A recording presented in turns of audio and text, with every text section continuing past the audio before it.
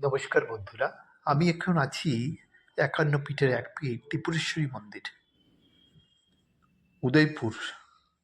আগরতলা থেকে ৫৫ কিলোমিটার দূরে উদয়পুরে এই মন্দিরটা অবস্থিত। ১৫০১ খ্রিস্টাব্দে মহারাজা ধন্যমাণিক্য এই মন্দিরটা স্থাপিত করেছিলেন। তো এই মন্দিরের ধর্মীয় আচার আচরণ যেগুলো আছে, তার মধ্যে বিশেষ অনুষ্ঠান যেটা, সেটা হচ্ছে দেওয়ালিতে বিশাল বড় যজ্ঞ অনুষ্ঠান এবং পূজাপালি এখানে পালিত হয় এবং বিরাট মেলা বসে। কিছুদিন যাবে ২০০৫ খ্রিস্টাব্দে এখানটাতে এই মন্দিরের নতুন করে গঠন করা হয়েছে। তো আজকাল কিন্তু এই মন্দির সম্বন্ধে একটা ভুল বার্তা কিছু সোশ্যাল মিডিয়ায় আমরা দেখতে পাই, যেটা খুবই বিতর্কিত।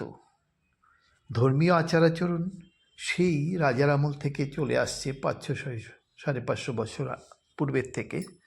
এখানটাতে পূজাপালি হবে, পূজা হবে, যজ্ঞানুষ্ঠান হবে বা বলি হবে, এইরকম প্রথা চলে এসছে। তো অনেক সময় অনেক বিতর্কিত বিষয় নিয়ে এখানটাতে কেন নিরীহ প্রাণী বলি হবে ইত্যাদি নিয়ে কিন্তু অনেক মামলা মোকদ্দমা হয়েছে, সেগুলো নিষ্পত্তি হয়েছে। আজকাল আবার সেগুলোকে খোঁচা দিয়ে কিছু ছেলে নিজেদেরকে ভাইরাল করা বা নিজেদের ফলোয়ার্স বাড়ানোর একটা প্রচেষ্টা করছে। তো আসলে মায়ের মন্দিরের সম্বন্ধে, মায়ের যে এটা শক্তিপীঠ, কিন্তু এ সম্বন্ধে আমাদের মন্তব্য করা মোটেই শোভনীয় নয় আমি মনে করি। কিন্তু এরা করছে এদেরকে নিজেদেরকে সোশ্যাল মিডিয়া থেকে জায়গা করে নেওয়ার জন্য। তো বলি কিন্তু অনেক দিন আগের থেকে শুরু হয়েছে এবং বলির প্রথা হচ্ছে এই বলিতে যেটা প্রথম বলি হবে সেইখান থেকে কিছু মাংস নিয়ে মাকে রান্না করে দেওয়া হবে। মা কিন্তু মাছ মাংস দুটো দিয়েই ভোগ দেওয়া হয়। তো সেই প্রথাটা নিয়ে আজকাল সোশ্যাল মিডিয়াতে বলছে যে এই বলি প্রথা বন্ধ করা উচিত। তো আমার প্রশ্ন, বলি কি বন্ধ করা উচিত? তো বলি যদি বন্ধ করতে হয়, প্রথমে আমাদেরকে সংযত হতে হবে। আমরা সংযমী হব।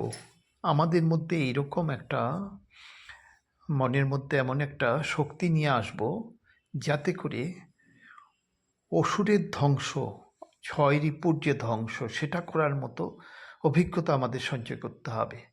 আমরা কিন্তু প্রত্যেকেই বাড়িতে মাছ মাংস খাচ্ছি, প্রতিদিন হাজার হাজার পশু হত্যা হয়। তখন কি সেগুলো নিরীহ থাকে না? সেগুলোও তো নিরীহ হয়। আর মার বলি দেওয়া হয়, বলি প্রথা, কারণ মা কে মাছ মাংস দিয়ে ভোগ দেওয়া হয়, তার জন্য এখানটায় বলি প্রথাটা। আর প্রত্যেকেই নিজের ছয় রিপুকে দমন করার জন্য, ছয় রিপুকে ধ্বংস করার জন্য এখানটাতে উদ্দেশ্য করে পাঠা বা মহিষ দিয়ে বলি দিয়ে সেগুলো, এটা একটা ধর্মীয় রীতি, রিচুয়াল, একটা প্রথা।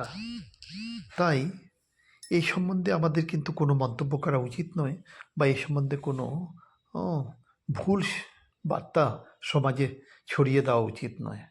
তাই সবাইকে অনুরোধ করছি, মায়ের গরিমা, আত্মগরিমা বা এই মন্দিরের আত্মগরিমা সম্বন্ধে যাতে কোনো আঘাত না আনে, বা জাতি উপজাতি বা বিভিন্ন জাতির মধ্যে যে একটা সম্প্রীতির বাতাবরণ যাতে নষ্ট না হয়, সবার মধ্যে যাতে একটা মেলবন্ধন থাকে, সেই চেষ্টাই আমরা করব।